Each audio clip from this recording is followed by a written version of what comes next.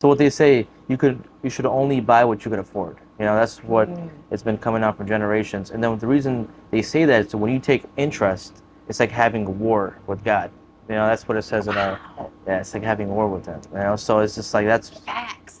yeah, that's Facts. why you can't take interest. Okay. And the other thing is, imagine you take on $10 million worth of loan. You start out with a few hundred thousand, and then you want to scale, and now you're at $10 million, which is average for an investor. He has $10 million in loans, Yeah, right? yeah, yeah. He has multiple houses, multi-units, stuff like that. And suppose something happens to you, and you have a wife, you have kids.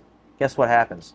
All that stuff, the loan gets passed down to your wife and kids. Now imagine your wife's a stay-at-home mom, stay-at-home mother, taking care of the kids, and she doesn't really know what's going on with the investing side, right? She doesn't know what's going on, who's paying what rent, what's really going on, and now you're putting her in a predicament where she's going to go to foreclosure and putting her credit to risk, Yeah. So it's like, that's why they say. So how did you combat and build up your finances to be able to start to buy properties if lending isn't an option?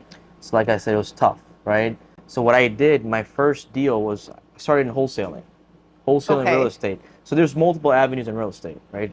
There's fixing and flipping. You could be a landlord, you could be a developer, you could be a realtor. Yeah. There's so many avenues.